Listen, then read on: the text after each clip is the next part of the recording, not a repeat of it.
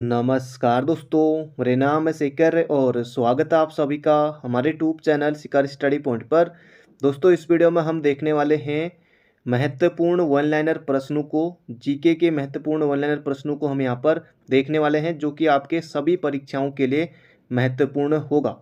तो चलिए दोस्तों, वीडियो की शुरुआत करते हैं। और वाइट बोर्ड पर दोस्तों पहली वीडियो अब एग्ज़ाम कैलेंडर आने के बाद ही आएगी। तो मैं सोच रहा था कि पहले ही, अभी दोस्तों बहुत कुछ मुझे सीखना है। तो अब दोस्तों एग्ज़ाम कैलेंडर जारी होने वाला है, हो सकता है आज हो जाए, कल हो जाए, या फिर अगला जो सोमवार मंगल है तब तक हो जाए। तो एग्ज़ाम कैलेंडर दोस्तों आने वाला है और परीक्षाएं आपकी होने वाली है। जितना आप कर सकते हैं दोस्तों उतनी मेहनत अभी कर लीजिए, ताकि आपको बाद में पछताना ना पड़े किसी को भी। पहला प्रश्न है, 14 फरवरी 1556 ईस्वी में अकबर का राज्याभिषेक कहाँ हुआ था? दोस्तों ये हुआ था कालानौर किला में। अगला प्रश्न है यहाँ पर हमारा, अकबर ने जजिया कर समाप्त किया था 1564 में। दोस्तों वन लाइनर रूप में हम देख रहे हैं, सीधे प्रश्न और सीधे उत्तर, क्योंकि क्वेश्चनों की संख्या ज़्यादा है। अगला है, अकबर ने 1582 ईस्वी में कौन सा धर्म चलाया था? दोस्तों ये चलाया था दीन ए इलाही धर्म चलाया था अकबर ने 1582 में। अगला प्रश्न है, अकबर के समय रसोई घर का प्रधान होता था। दोस्तों ये कौन होता था? हकीम हुकाम अकबर के समय का रसोई घर का प्रधान हुआ करता था। अगला प्रश्न है, अकबर के दरबारी बीरबल का वास्तविक नाम क्या था? दोस्तों बीरबल का वास्तविक नाम था महेश दास। ये प्रश्न भी एग्जाम में बन सकता है। गुरिल्ला युद्ध की पद्धति की शुरुआत किसने की थी? मलिक अंबर ने की थी। अगला है, शाहजहां ने ताजमहल का निर्माण किसकी देखरेख में कराया? दोस्तों ये कराया था उस्ताद ईसा खां के देखरेख में। अगला प्रश्न है, औरंगजेब ने जजिया कर पुनः कब शुरू किया? 1679 ईस्वी में। दोस्तों यही प्रश्न अगर ऑप्शन में होगा, 4 ऑप्शन होंगे, तो एग्जाम में गलती हो सकती है। तो इसलिए हम सीधे प्रश्न सीधे उत्तर। तो यहाँ पर है, औरंगजेब ने जजिया कर 1679 में दोस्तों पुनः शुरू किया था। अगला प्रश्न है, मुगल काल में विजारत शब्द का प्रयोग होता था। तो लूसेंट में आपको मिल जाएगा। ये होता था दोस्तों किसके लिए? मंत्री परिषद के लिए विजारत शब्द का प्रयोग होता था मुगल काल में। ईरान का नेपोलियन कहा जाता है?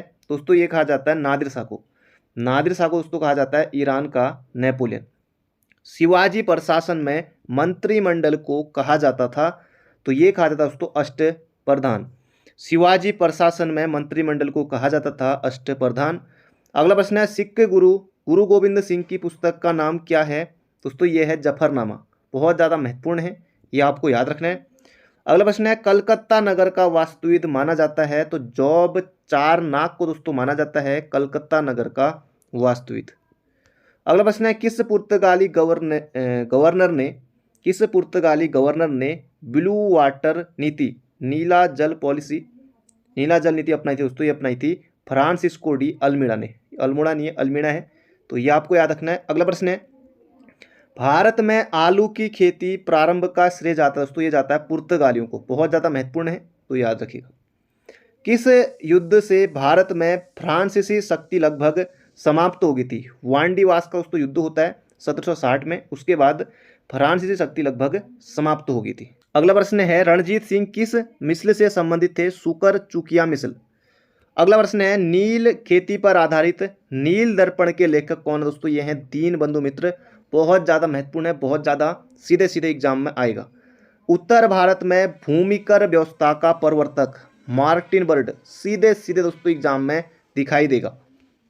अगला है, अखिल भारतीय किसान सभा का गठन कहाँ हुआ था? दोस्तों लखनऊ में हुआ था स्वामी सहजानंद सरस्वती के द्वारा। अगला प्रश्न है, भारतीय समाचार पत्रों का मुक्तिदाता कहा जाता है? चार्ल्स मेडकॉफ को। सभी के सभी प्रश्न दोस्तों महत्वपूर्ण हैं और किसी न किसी एग्जाम में पूछे जा चुके हैं, तो अंत तक बने रहेगा। 1857 की क्रांति के समय ब्रिटेन का प्रधानमंत्री कौन था? लॉर्ड पॉमस्टन था। ये आपको याद रखना है। और भारत की आज़ादी के समय 1947 के समय ब्रिटेन का पीएम कौन था? दोस्तों ये आप कमेंट बॉक्स में छापिएगा। अगला है, लाल कुर्ती आंदोलन से संबंधित था दोस्तों कौन था? खान अब्दुल गफ्फार खां। लाल कुर्ती आंदोलन से संबंधित था खान अब्दुल गफ्फार खां। कार्ल मार्क्स का संबंध दोस्तों किससे है? जर्मनी देश से है। दास कैपिटल दोस्तों इनकी पुस्तक है, ये आपको याद रखना है।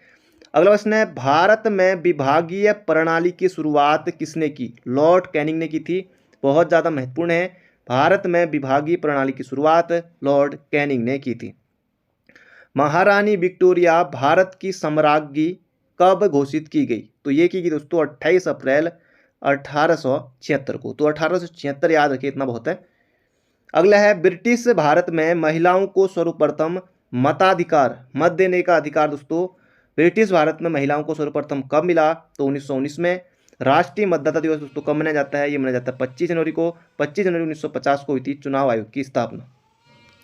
किस अधिनियम से बर्मा बोले तो म्यांमार को भारत से अलग किया गया? पूछा जा चुका है प्रश्न, तो ये हो जाएगा भारत शासन अधिनियम 1935।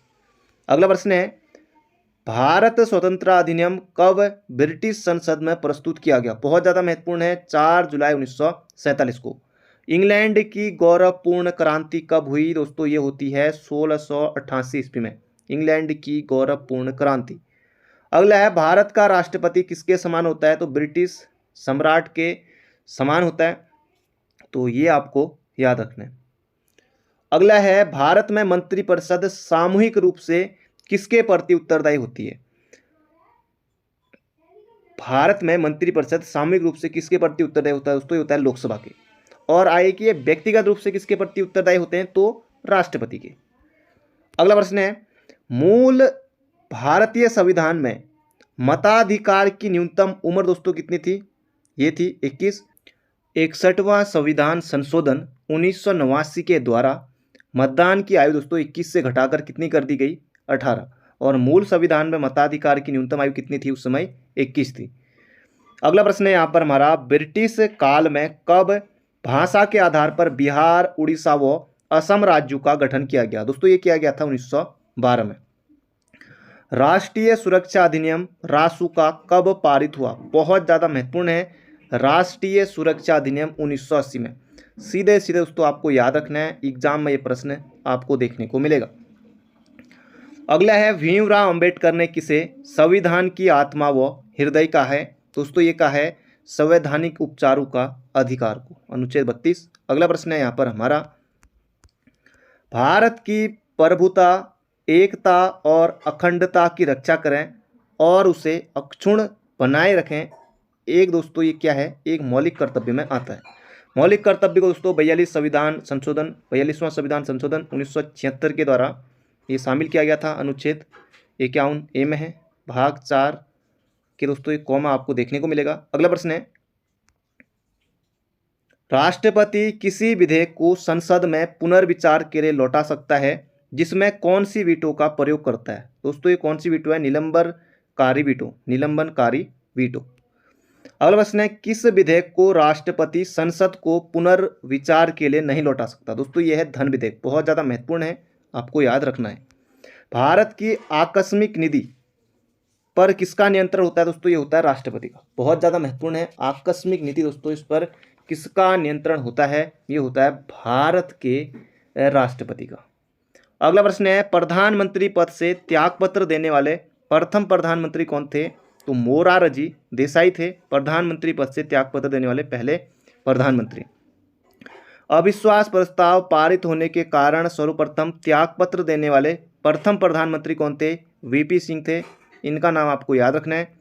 अगला प्रश्न है 2 बार उप प्रधानमंत्री नियुक्त होने वाला व्यक्ति, तो दोस्तों इसका सही उत्तर हो जाएगा यहाँ पर हमारा चौधरी देवीलाल, तो ये आपको याद रखना है। अगला प्रश्न है भारतीय बजट का प्रणेता माना जाता है, भारतीय बजट का प्रणेता माना जाता है, इसका सही उत्तर दोस्तों जेम्स विल्सन को।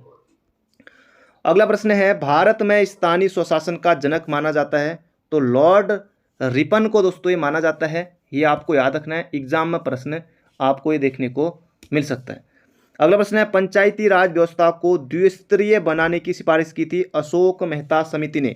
अशोक मेहता समिति दोस्तों कब आई थी? ये आई थी 1977 में, बहुत ज़्यादा महत्वपूर्ण है, ये आपको याद रखना है, एग्जाम में दोस्तों प्रश्न आपको देखने को मिलेगा। अगला प्रश्न है 73वां संविधान संशोधन अधिनियम 1992 या पंचायती राज व्यवस्था कब प्रभावी हुई? 24 अप्रैल 1993 को, 24 अप्रैल 1993 को। अगला प्रश्न है 4 स्तरीय पंचायती राज व्यवस्था किस राज्य में है? दोस्तों ये आपको देखने को मिलेगी पश्चिम बंगाल में। भारतीय संविधान का संरक्षक माना जाता है, दोस्तों ये माना जाता है सर्वोच्च न्यायालय को, तो याद रखिएगा 1 लाइन रूप में हम यहाँ पर देख रहे हैं, आपका रिवीजन भी इसमें अच्छा हो रहा होगा। सरकार या आयोग का संबंध दोस्तों किससे है? संघ व राज्य संबंधों से है। दिनेश गोस्वामी समिति का संबंध किससे है? तो चुनाव सुधारों से है। ये आपको याद रखना है। अगला प्रश्न है, प्रथम पिछड़ा वर्ग आयोग किसकी अध्यक्षता में गठित हुआ था? काका कालेलकर की अध्यक्षता में गठित हुआ था प्रथम पिछड़ा वर्ग आयोग। तो ये आपको याद रखना है। इटली के मुसोलिनी का उपनाम क्या था? तो ड्यूस उपनाम से दोस्तों जाना जाता था मुसोलिनी को। हिटलर की विस्तारवादी नीति का पहला शिकार हुआ था ऑस्ट्रिया। तो ये आपको याद रखना है। ऑस्ट्रिया की राजधानी वीना है। अगला है, हिटलर सामी विरोधी नीति का संबंध था यहूदी विरोधी नीति। खुले द्वार की नीति अपनाई थी दोस्तों, चीन ने अपनाई थी खुले द्वार की नीति।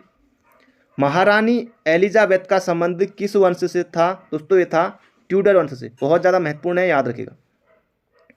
भूमध्य सागर का प्रकाश स्तंभ कहा जाता है स्ट्राम्बली ज्वालामुखी को कहा जाता है। पोपा शांत ज्वालामुखी दोस्तों ये म्यांमार में आपको देखने को मिलेगा। महाद्वीपीय विस्थापन का सिद्धांत किसने दिया था? ये दिया था वैगनर ने। बहुत ज़्यादा महत्वपूर्ण है। महाद्वीपीय विस्थापन का सिद्धांत ये दिया था वैगनर ने। डाउन्स शीतोष्ण कटिबंधीय घास के मैदान पाए जाते हैं दोस्तों। जो डाउन्स शीतोष्ण कटिबंधीय घास के मैदान हैं ये मिलेंगे आपको ऑस्ट्रेलिया में।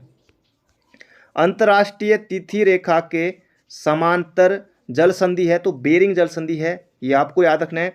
कृषि प्रधानता के कारण यूरोप का भारत कहा जाता है दोस्तों। ये कहा जाता है इटली को यूरोप का भारत कहा जाता है। अगला प्रश्न है, अमेरिका देश का नाम किस यात्री के नाम पर पड़ा? अमरिगो वेस्पुसी। अगला प्रश्न है यहाँ पर हमारा, लोहे की प्रसिद्ध मेसावी खान स्थित है दोस्तों। ये अमेरिका में आपको देखने को मिलेगी। सोने की प्रसिद्ध होमस्टे खान, ये दोस्तों ये भी अमेरिका में है। पनामा नहर के दोनों छोर पर बंदरगाह स्थित है कोलन व पनामा। पनामा नहर के दोनों छोर पर बंदरगाह है।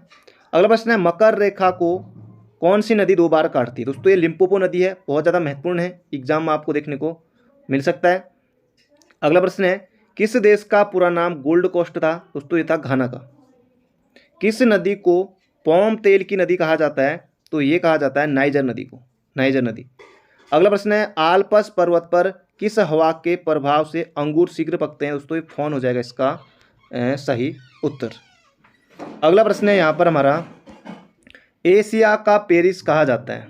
तो इसका सही उत्तर दोस्तों, एशिया का पेरिस कहा जाता है थाईलैंड को। थाईलैंड आपको याद रखना है, एशिया का पेरिस कहा जाता है। इटली की राजधानी रोम किस नदी के तट पर है? दोस्तों ये टाइबर नदी के तट पर है। लूसेंट आपने पढ़ी होगी तो आपको ये भली भांति आ रहे होंगे, आपका रिवीजन यहाँ पर हो रहा होगा।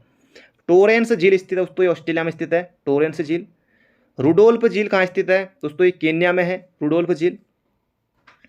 विश्व का सबसे बड़ा भू आवेष्टित देश दोस्तों ये है कजाकिस्तान। विश्व का सबसे बड़ा दोस्तों जो विश्व की सबसे बड़ी दोस्तों जो लैंडलॉक कंट्री है वो कौन सी है? कजाकिस्तान। अगला प्रश्न है, क्षेत्रफल की दृष्टि से 8वां बड़ा देश है दोस्तों ये अर्जेंटीना। 7वें नंबर पर आता है भारत। अरुणाचल व असम प्रदेश के बीच कौन सी नदी सीमा बनाती है? तो संकोश नदी बनाती है। ये आपको याद रखना है।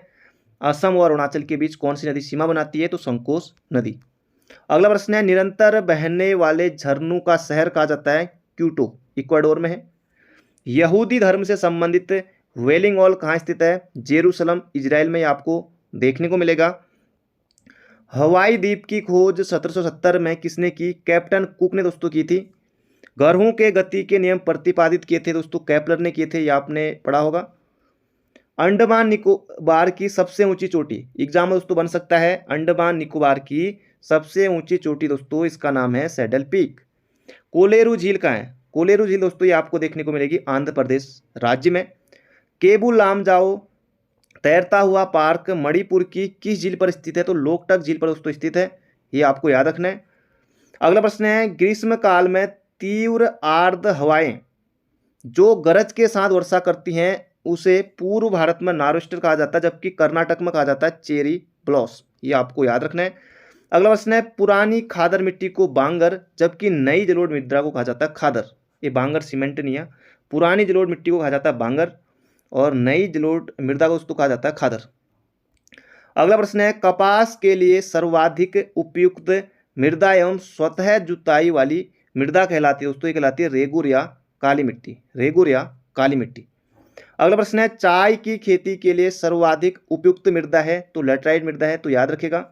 मधुमक्खी पालन के अध्ययन को दोस्तों कहा जाता है एपीकल्चर। किस क्रांति के तहत नदियों को जोड़ा जा रहा है, तो अमृत क्रांति के तहत दोस्तों ये नदियों को जोड़ा जा रहा है, ये आपको याद रखना है। भारतीय खान ब्यूरो का मुख्यालय दोस्तों ये कहाँ है, ये आपको देखने को मिलेगा नागपुर में, नागपुर महाराष्ट्र में। नीरी का मुख्यालय दोस्तों कहाँ है, नीरी का मुख्यालय कहाँ है, ये भी दोस्तों नागपुर में ही आपको देखने को मिलेगा। एंथ्रासाइट सबसे उच्चतम श्रेणी का कोयला माना जाता है, जो आपको मिलेगा भारत के जम्मू कश्मीर राज्य में, जम्मू कश्मीर केंद्र शासित प्रदेश में। अगला है रेल इंजन बनाने वाला सबसे पुराना कारखाना 1950 में चित्रंजन लोकोमोटिव वर्क्स कहाँ स्थित है दोस्तों, यह है पश्चिम बंगाल में। विश्व की पहली रेलगाड़ी 1825 में चली थी, लिवरपूल से मैनचेस्टर के बीच इंग्लैंड में चली थी 1825 में, भारत में चली थी 1853 में। भारतीय रेलवे बोर्ड की स्थापना कब हुई थी, मार्च 1905 में, तो ये आपको याद रखना है, बहुत ज़्यादा महत्वपूर्ण है। मीनाबक्कम अंतर्राष्ट्रीय हवाई अड्डा स्थित है दोस्तों, ये है चेन्नई में। देश के किस बंदरगाह को रसायन बंदरगाह नाम से जानते हैं, तो दाहेज गुजरात वाला दोस्तों जो बंदरगाह है इसको जाना जाता है रसायन बंदरगाह के नाम से। भारत का सबसे प्राचीन बंदरगाह जो कृत्रिम बंदरगाह दोस्तों ये है चेन्नई, चेन्नई। अगला प्रश्न है जायकवाड़ी परियोजना किस नदी पर स्थित है, तो गोदावरी नदी पर स्थित है, और किस राज्य में है, यह दोस्तों महाराष्ट्र राज्य में। तुलबुल परियोजना जम्मू कश्मीर में है और किस नदी पर है, तो झेलम नदी पर है। तुलबुल परियोजना जम्मू कश्मीर में झेलम नदी पर। तिलैया बांध दोस्तों बराकर नदी पर है और झारखंड में, तिलैया बांध झारखंड में है, बराकर नदी पर है। सपुतारा नामक पर्वतीय नगर स्थित है दोस्तों, गुजरात में है। कसौली और डलहौजी नामक पर्वतीय नगर दोस्तों ये हिमाचल में आपको देखने को मिलेगा, कसौली और डलहौजी नामक पर्वतीय नगर। नल सरोवर अभ्यारण्य स्थित है दोस्तों, नल सरोवर अभ्यारण्य यह आपको देखने को मिलेगा कहाँ, गुजरात में। दाचीगाम राष्ट्रीय उद्यान दोस्तों जम्मू कश्मीर में है, बहुत ज़्यादा महत्वपूर्ण है, एग्जाम में हो सकता है पूछ लिया जाए। दाचीगाम राष्ट्रीय उद्यान जम्मू कश्मीर में है। सुल्तानपुर झील अभ्यारण्य दोस्तों ये आपको देखने को मिलेगा हरियाणा में। अगला प्रश्न है भारत में मिश्रित अर्थव्यवस्था का अर्थ है, मिश्रित अर्थव्यवस्था का अर्थ है निजी व सार्वजनिक दोनों क्षेत्रों का सह अस्तित्व। अगला प्रश्न है राष्ट्रीय आय की गणना के लिए प्रयोग किया जाता है उत्पाद विधि व आय विधि का प्रयोग किया जाता है राष्ट्रीय आय की गणना के लिए। प्रथम पंचवर्षीय योजना 1951 से लेकर 1956 तक हेरोल्ड डोमर मॉडल पर दोस्तों ये आधारित थी। द्वितीय पंचवर्षीय योजना दोस्तों ये किस मॉडल पर आधारित थी, पीसी महालनोबिस, महालनोबिस मॉडल पर आधारित थी द्वितीय पंचवर्षीय योजना। अगला प्रश्न है काम के बदले अनाज कार्यक्रम की शुरुआत कब हुई थी, ये हुई थी 1977-78 में। सीधे सीधे एग्जाम में बनेगा काम के बदले अनाज कार्यक्रम की शुरुआत कब हुई थी, 1977-78 में। स्वर्ण जयंती ग्रामीण स्वरोजगार योजना की शुरुआत कब हुई थी दोस्तों, ये हुई थी 1989 में, बहुत ज़्यादा महत्वपूर्ण है तो याद रखिएगा। अगला है राष्ट्रीय शेयर बाजार की संस्तुति किसने दी थी, फेरवानी समिति, बहुत ज़्यादा महत्वपूर्ण है। राष्ट्रीय शेयर बाजार की संस्तुति फेरवानी समिति ने दी थी। कोस्पी शेयर मूल्य सूचकांक है तो दक्षिण कोरिया स्टॉक एक्सचेंज का है। अगला है विश्व का पहला संगठित शेयर बाजार था दोस्तों, ये कौन सा था, एम्स्टर्डम नीदरलैंड 1602 ईस्वी। भारतीय रिजर्व बैंक आरबीआई की स्थापना हुई थी 1 अप्रैल 1935 को। एक्सिस बैंक लिमिटेड का पुराना नाम क्या था, यूटीआई बैंक था, तो याद रखेगा।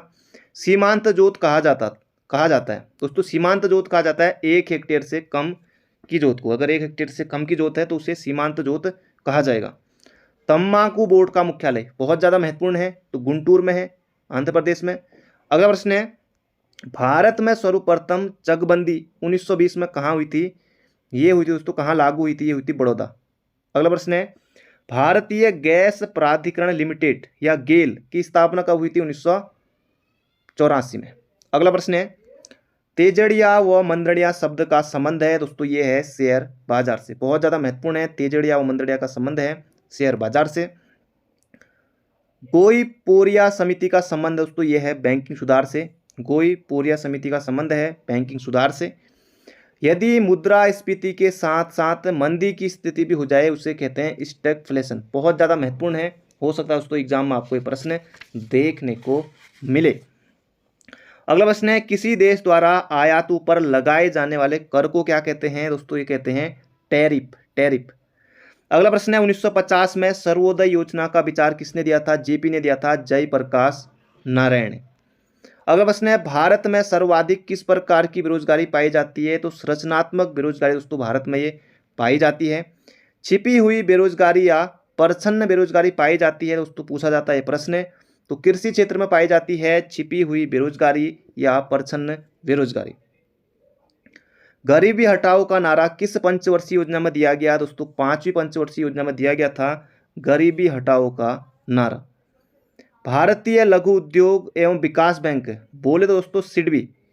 सिडबी का मुख्यालय कहाँ है दोस्तों? लखनऊ में है। 1990 में इसकी स्थापना होती है। अगला प्रश्न है, भारत में सर्वप्रथम सोने के सिक्के जारी किए थे दोस्तों, किसने किए थे? ये किए थे हिंद यूनानी शासकों ने। हिंद यूनानी शासकों ने।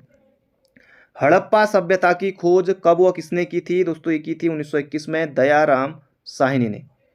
अगला प्रश्न है, हड़प्पा से जो मुद्राएं मिली थी वह किसकी बनी थी दोस्तों? वो बनी थी सेलखड़ी की। किस सभ्यता के लोगों को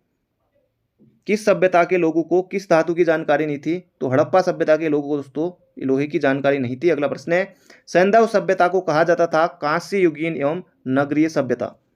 अगला प्रश्न है, बहुत ज्यादा महत्वपूर्ण है, ऋग्वेद कालीन दशराग युद्ध किस नदी के तट पर दोस्तों लड़ा गया? रावी या परुष्णी नदी के तट पर लड़ा गया था दशराग युद्ध, ये आपको याद रखना है।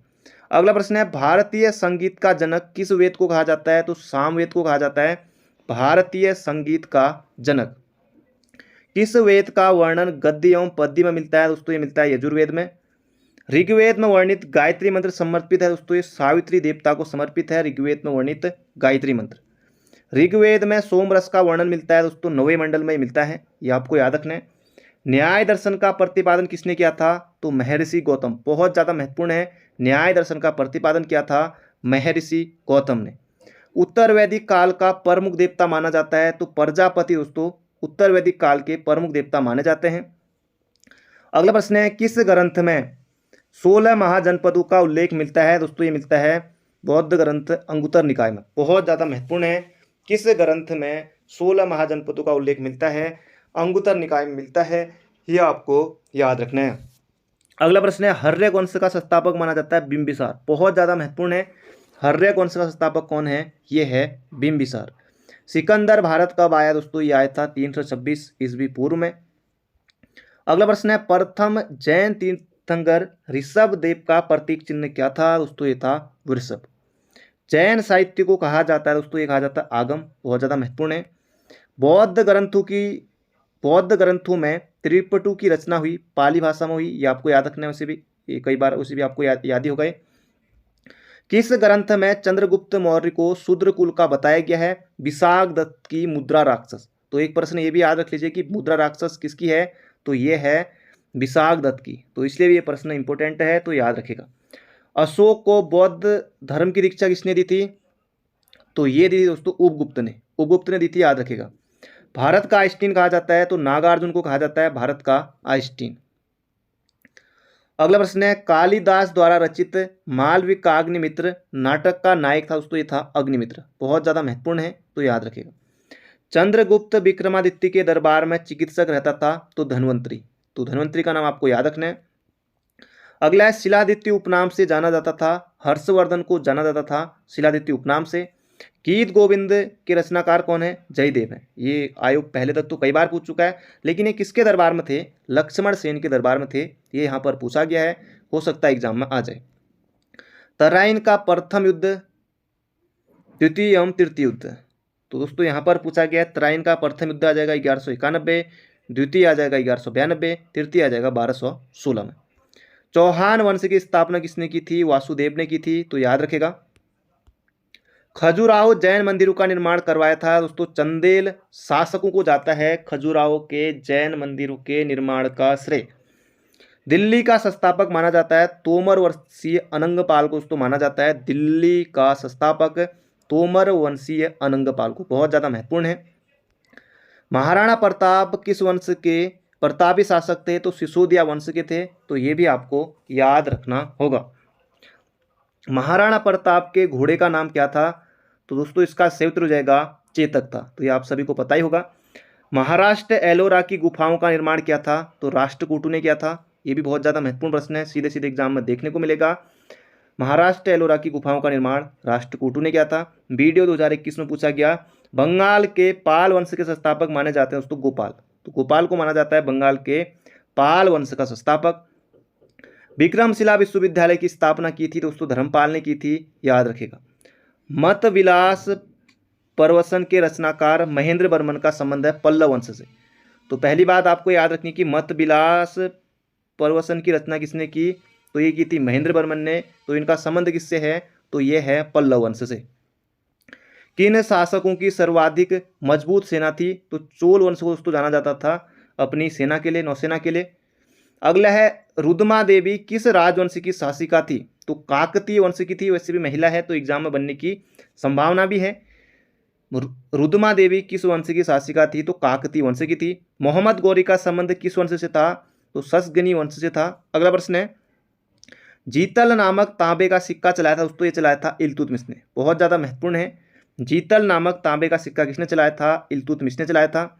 किसके दरबार में सिचदा व पैबोस प्रथा शुरू हुई? तो बलबन के दरबार में दोस्तों सिचदा और पैबोस प्रथा शुरू हुई थी। किसने सिकंदर सानी की उपाधि धारण की थी? तो अलाउद्दीन खिलजी ने। बहुत ज़्यादा महत्वपूर्ण है अलाउद्दीन खिलजी। अगला प्रश्न है, किसे 1000 दिनारी नाम से जाना जाता था? क्योंकि 1000 दिनार में खरीदा था तो इसलिए 1000 दिनारी नाम से जाना जाता था। इसका नाम है दोस्तों मलिक काफूर। मोहम्मद बिन तुगलक का वास्तविक नाम क्या था? तो जूना खा था। ये आपको याद रखना है, जूना खा।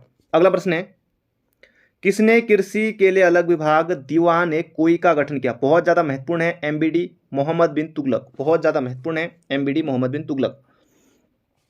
मोरक्को यात्री इबन बबूता किसके दरबार में आया था? तो ये भी मोहम्मद बिन तुगलक एमबीडी के ही दरबार में आया था।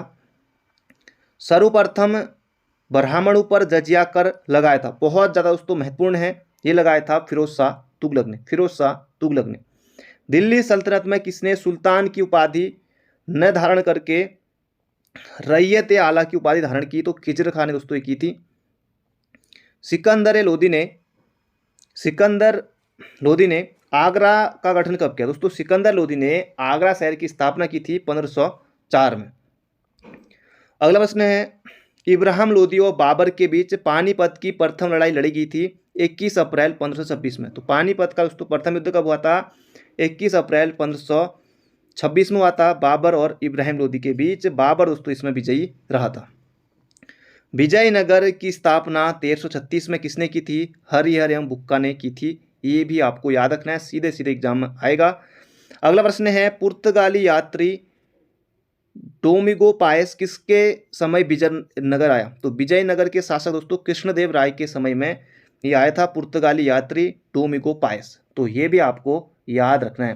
तो दोस्तों ये थे आज के हमारे महत्वपूर्ण प्रश्न। बाकी मिलते हैं बहुत जल्दी एक नई वीडियो में। Thank you friend, thank you so much. अपना ध्यान रखिए, स्वस्थ रहिए, मस्त रहिए। मिलेंगे बहुत जल्दी एक नई वीडियो में।